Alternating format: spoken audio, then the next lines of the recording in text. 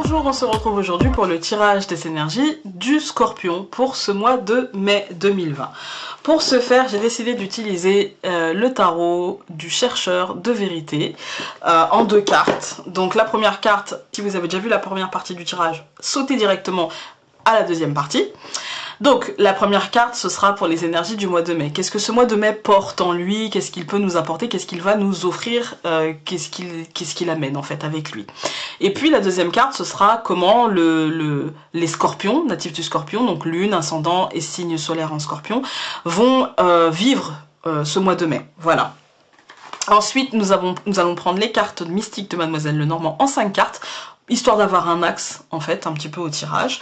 Nous allons prendre le Oshozen Tarot pour une carte de réflexion, donc à l'intuition, d'accord? Je vous invite justement à essayer de le lire aussi à l'intuition, je vous la montrerai, essayez de mettre pause et puis de l'étudier pour voir un petit peu avec votre intuition ce que ça vous dit.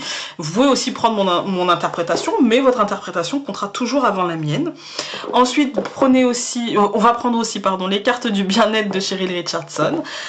C'est une carte bonbon, une carte de réflexion, tout simplement. Et si vous vous demandez d'où vient cette très jolie carte qui représente votre signe, elle vient du portail des 12 d'Aliaské, que je n'avais pas décidé à la base d'utiliser de prime abord parce que j'avais déjà fait mon schéma. Comme vous savez, je travaille un peu mes tirages histoire de pas trop être perdue et de faire des vidéos assez courtes, assez bien construites aussi et sans trop de blabla, sans trop de... Voilà, j'essaye de construire et qu'il y ait une cohérence entre les jeux, une fluidité en fait entre les jeux que j'utilise. Même si parfois, ça fait aussi de la redondance, parce que c'est des jeux qui, comme ils sont cohérents et qu'ils sont fluides, ils vont dans le même sens, évidemment. Donc voilà, je construis mes tirages, j'ai celui-ci à la dernière minute, je voulais prendre juste une carte d'illustration, comme d'habitude, et puis je me suis dit, non, bah tiens, j'ai envie de changer, et du coup, ça me donne vraiment encore plus envie de travailler. Chaque vidéo que je fais, je pense que c'est l'énergie que dégage le jeu, en fait. Hein. Chaque vidéo que je fais me donne encore plus envie de travailler avec ce jeu-là. Alors, nous allons commencer avec l'énergie du mois. Donc l'énergie du mois, c'est la mort. Voilà, donc elle n'a jamais été aussi à propos que dans cette période-là. Elle n'a jamais résonné aussi profondément, en fait, que dans cette période-là, évidemment. Mais dans un tirage général, on ne va pas penser au décès, on va surtout penser à la transformation. On va surtout penser au changement. Alors là, le changement est très profond. Et la transformation est très très importante. Les inquiétudes liées justement à ce changement et à cette transformation seront présentes évidemment. Hein. C'est évident. Qui dit changement aussi profond, qui dit transformation aussi importante, dit inquiétude, c'est logique, d'accord? Ça va vous demander d'accepter la réalité de ce changement, la réalité de cette fin de cycle, de cette transformation pour pouvoir rebondir, c'est-à-dire faire le dos rond si besoin pour être adaptable. Voilà, il va falloir penser roseau, c'est-à-dire souplesse, adaptabilité et ne pas vous braquer sur quelque chose au risque que cela ait des conséquences sur votre mental et des conséquences sur la suite aussi de vos projets. Hein. Il va falloir vraiment être adaptable. C'est un changement, mais c'est aussi un renouveau, un renouvellement des choses, d'accord? Donc dans un renouvellement, quand on renouvelle quelque chose, c'est la mort et la renaissance. Entre la mort et la renaissance, il y a un espace vide. Cet espace vide, c'est l'espace d'adaptabilité. Voilà. Donc tout ne sera pas forcément clair, tout ne sera pas directement, paf, on change du tout au tout.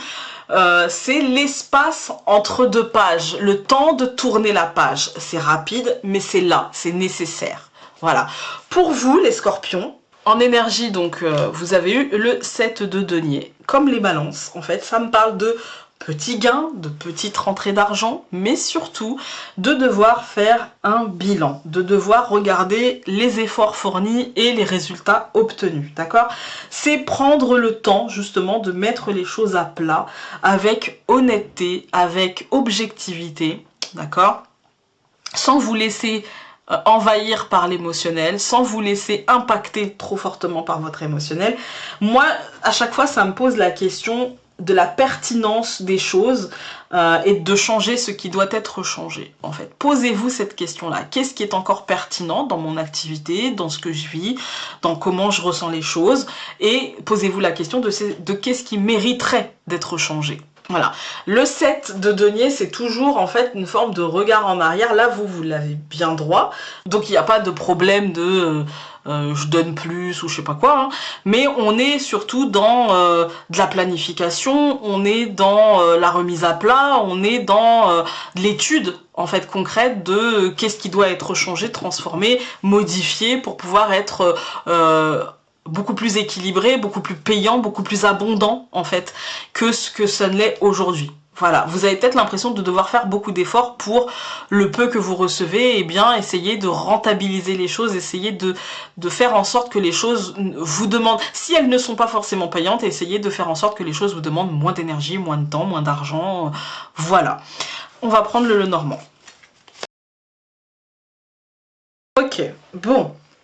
Ce qui me vient aussi, c'est que les deniers, c'est l'argent, d'accord? C'est le matériel, mais c'est aussi le relationnel. Ça peut être aussi au niveau relationnel. Vous avez peut-être l'impression de faire, et qu'on vous rend peu, ou de donner, et qu'on ne vous rend que peu, d'accord? Ça peut être ça aussi, hein. Et donc il y a des changements à apporter par rapport à ça. Donc le Lenormand, lui, il nous dit que c'est un rapport avec l'homme ou l'extériorité, d'accord?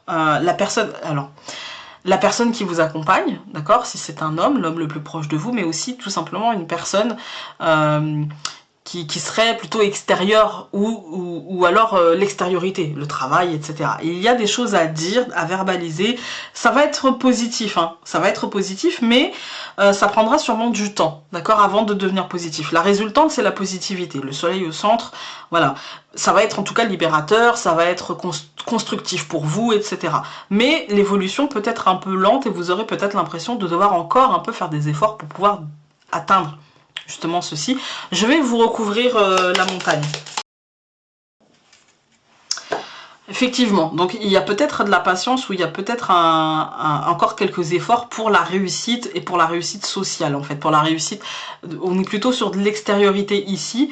Le Lenormand ne va pas forcément nous donner le niveau relationnel avec un compagnon, mais va plutôt nous donner, ou peut-être aussi, mais l'idée de comment les autres nous perçoivent, en fait, de comment le couple peut être perçu à l'extérieur. Mais d'une manière générale, c'est comment vous allez être perçu à l'extérieur et comment vous allez atteindre une forme de réussite sociale, une forme de concrétisation, en fait, hein. Voilà, on va prendre le Haut-Chosen.